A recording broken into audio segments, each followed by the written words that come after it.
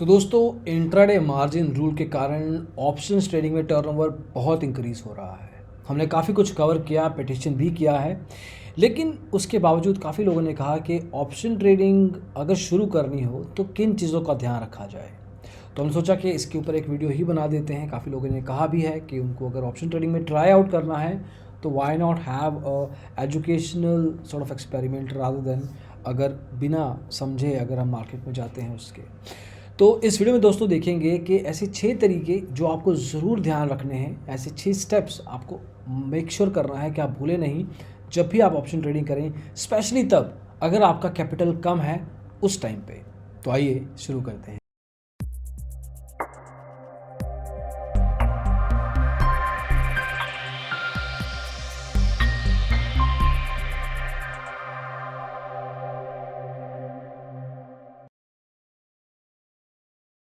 तो दोस्तों, पिछले एक साल में निफ्टी ऑलमोस्ट 100% रिकवर किया है। मतलब बहुत गिर गया था, नीचे के लेवल बहुत देखे निफ्टी ने भी, सेंसेक्स ने भी, लेकिन उन्होंने 80 to 100% रिकवरी कर ली है। तो एक तरीके से अच्छा खासा सर्ज हुआ है, एक तरह से रिकवरी हुई है मार्केट की।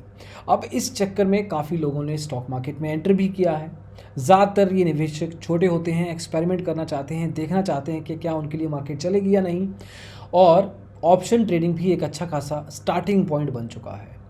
ऑप्शन ट्रेडिंग में हालांकि जो छोटी ट्रेड मानी जाती है, अगर उसको हम 2-2.5 लाख की बात करें तो इसको छोटा ट्रेड माना जाता है। जो भी ट्रेडिंग करते हैं ऑप्शंस में उनको ये चीज़ पता होगी, लेकिन एक बिगिनर के लिए ये अमाउंट बहुत ज़्यादा है। तो सर्टेन लेवल पे ये अमाउंट बिल्कुल रिकमेंडेड नहीं है कि आप करें, और करना चाहेंगे भी नहीं। लेकिन इसके साथ साथ बहुत सारी कॉम्प्लेक्सिटीज़ भी हैं जो कि ऑप्शंस ट्रेडिंग में आपको ध्यान देनी पड़ती है।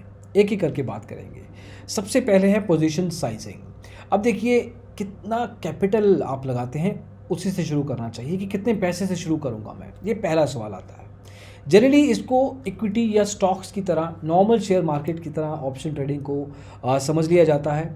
जबकि ऑप्शन एक तरीके से ऐसा एसेट है जो बाय टाइम डेप्रिशिएट होता है। जैसे आपकी गाड़ी है, जैसे आप शोरूम से गाड़ी खरीद के बाहर निकालते हैं, उसकी वैल्यू कम हो जाती है। ऑप्शन ट्रेडिंग भी डे बाय डे उसकी शेल्फ लाइफ 1 महीना होती है ज़्यादातर। तो उस केस में उसकी पर डे एक तरीके से वैल्यूएशन कम होती जा रही है। उसके बाद की जो एक्सपायरीज होती हैं वो इतनी लिक्विडिफाइबल, तो उनका लिक्विड करना डिफ़िकल्ट होता है। तो सारा का सारा पैसा अगर आप इस पे लगा देंगे तो आप ऑब्वियसली एक अच्छे निवेशक नहीं हैं, आप फंस जाएंगे, स्टक हो जाएंगे। तो उस केस में आप एक एग्जाम्पल के तरीके से इसको समझिए। मान लीजिए कि आपको एक कॉइन लेना है और उसको हेड एंड टेल चेक करना है कितनी बार आएगा, और ऐसे आप 100-200 बार करते हैं। एक पॉइंट इन टाइम के बाद 50-50% चांस हो जाएगा कि आधे हेड्स हैं और आधे टेल्स, थोड़ा बहुत डिफरेंस रहेगा। लेकिन अगर आपको कहा जाए कि 5 लगातार हेड्स निकालें तो ये थोड़ा सा डिफ़िकल्टी वाला पॉइंट है। लेकिन इस पे आप कितना पैसा लगा सकते हैं, क्योंकि इसमें रिटर्न की एक्सपेक्टेशन भी ज़्यादा होंगी। तो अगर आप छोटे निवेशक हैं और ट्राई कर रहे हैं पहली बार ऑप्शन ट्रेडिंग को, तो सर्टेन लेवल पे एक ट्रेड में 5% से अपने पूरे कैपिटल के, ज़्यादा मत लगाइए। तो एक ट्रेड में मतलब अगर आपके पास लाख रुपए है तो 5,000 रुपये की एक ट्रेड उठा सकते हैं, आप एक कॉन्ट्रैक्ट उठा सकते हैं। और ओवरऑल ऑप्शंस ट्रेडिंग आपकी 10% से ज़्यादा पोर्टफोलियो की नहीं होनी चाहिए। तो 1 लाख में से 10,000 टोटल आपके पास वर्थ ऑफ कॉन्ट्रैक्ट्स होने चाहिए। अब ये पहला सवाल तो हो गया कितना पैसा। दूसरा है कितने टाइम तक आपको कॉन्ट्रैक्ट होल्ड करके रखना है। अब देखिए, बिगिनर के लिए सिंस नॉलेज की थोड़ी कमी है, अंडरस्टैंडिंग की कमी है, रिस्क प्रोफाइलिंग पूरी तरह से नहीं पता अभी तक, तो एक तरीके से इसको आप शॉर्ट टर्म ट्रेडिंग ही मानिए। इसको सबसे ज़्यादा जो कॉमन मिस्टेक की जाती है बिगिनर ऑप्शंस ट्रेडर द्वारा, वो ज़्यादा देर तक कॉन्ट्रैक्ट को होल्ड करके रखते हैं कि शायद मेरा प्रॉफिट मेरे को वापस मिलेगा, लेकिन ज़्यादातर केसेस में ऐसा नहीं होता। तो इसमें होल्डिंग पीरियड कम से कम रखें, और स्पेशली जब आप एक्सपायरी वीक में चल रहे हैं तो उसको डे बाय डे एनालाइज करें, निकल जाएं मार्केट से अगर आपको लगता है कि इसके बियॉन्ड आप नहीं जा सकते। तो अपना स्टॉप लॉस और एग्जिट पे पूरा ध्यान रखिए, और टाइम बे टाइम डे लेवल पे इसको चेक कीजिए। होल्डिंग पीरियड ज़्यादा लंबा नहीं। अब इंट्राडे ट्रेडिंग में आप स्टॉप लॉस और टारगेट प्राइस लगाते हैं, इसमें भी वैसा करना है। ऑप्शन कैलकुलेटर हर पर्टिकुलर ब्रोकर के साथ मौजूद होते हैं, उनको यूज़ कीजिए, उसमें stop loss target price figure out कीजिए और डेफिनेट लेवल पे उनके साथ जाइए। आपको ज़रूर पता होना चाहिए कि जिस ऑप्शन कॉन्ट्रैक्ट में आप एंटर कर रहे हैं वो एग्जिट दोनों लेवल पे, लॉस और प्रॉफिट दोनों लेवल पे आप कब मारें। फिर न्यूज़ से दूर रहें। देखिए, न्यूज़ आपको जनरल लेवल पे ट्रेंड को थोड़ा बहुत मैनिपुलेट करती हैं, लेकिन सर्टेन लेवल पे स्टॉक्स ये ज़रूर बताएंगे कि कौन से हॉट चल रहे हैं। लेकिन ध्यान रखिए, आप इंट्राडे नहीं कर रहे हैं, आप ऑप्शंस ट्रेडिंग कर रहे हैं। मार्केट अलग अलग तरीके से न्यूज़ को इम्पैक्ट होती है। अब कई बार ऐसी न्यूज़ आती है जिसमें प्राइस ऑलरेडी उसको यूज़ कर चुका है, मतलब उस न्यूज़ से जो भी इम्पैक्ट होना था वो हो चुका है, लेकिन उसके बावजूद आप अब जाके अगर एक्शन लेते हैं तो बहुत देर हो चुकी होगी।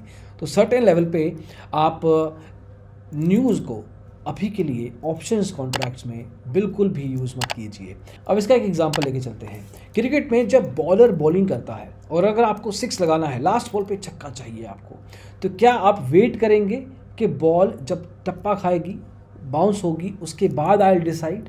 नहीं, आप डिसाइड करेंगे जब बॉलर अपने एक्शन से किस तरह की बॉल डाल सकता है। आप उसकी हैंड मूवमेंट्स की तरफ देखेंगे, फिंगर मूवमेंट्स की तरफ देखेंगे कि कोई स्लोअर बॉल तो नहीं आ रही।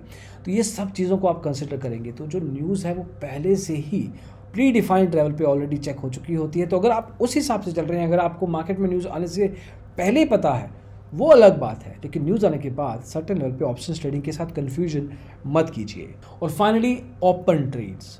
कितनी ट्रेड्स खुली रख सकते हैं आप जिन पे आपको मॉनिटरिंग करनी है? ये लास्ट टिप है लेकिन बहुत इंपॉर्टेंट है।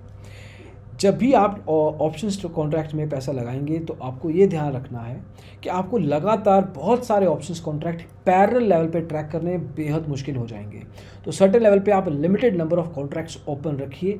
अगर ऐसा कोई अपॉर्चुनिटी आता है जो आपको लगता है कि आपके पोर्टफोलियो में होना चाहिए, तो उस केस में एग्जिस्टिंग पोर्टफोलियो में से जो भी ऑप्शंस कॉन्ट्रैक्ट हैं, इनमें से आपको बेटर रहेगा चुन लीजिए इनमें से कि जिसको आप एग्जिट कर देंगे तो ज़्यादा फ़र्क नहीं पड़ने वाला। तो अपने नंबर ऑफ ऑप्शंस कॉन्ट्रैक्ट को फिक्स कर दीजिए, ज़्यादा से ज़्यादा 2-3 maximum 4 contracts, depends on your trading style, investment style. तो अपने कॉन्ट्रैक्ट को रिप्लेस कीजिए ऐड करने की बजाय। तो इन सब चीज़ों का अगर आप ध्यान रखते हैं लगातार लेवल पे, सर्टेनली आप अपने ऑप्शंस ट्रेडिंग को शुरुआती लेवल पे प्रॉफिटेबल बना पाएंगे और अपनी ट्रेडिंग जर्नी को लंबा भी। At the same time options contract सीखने के लिए आप स्टॉक पाठशाला ऐप का भी इस्तेमाल कर सकते हैं। काफ़ी कुछ कोर्सेज, पॉडकास्ट, वीडियोस आपको सिखाने में मदद करेंगे, वीडियोस में, आपको ऑडियोज़ में, और आप पढ़ भी सकते हैं। लिंक डिस्क्रिप्शन में मिल जाएगा। दोस्तों, अभी के लिए बस इतना ही। सर्टेन लेवल पे ऑप्शंस ट्रेडिंग के लिए आपको हमारी तरफ से ऑल द बेस्ट। होपफुली आपकी ऑप्शंस ट्रेडिंग की जर्नी भी आपके लिए प्रॉफिटेबल रहे। Thank you so much. Bye bye.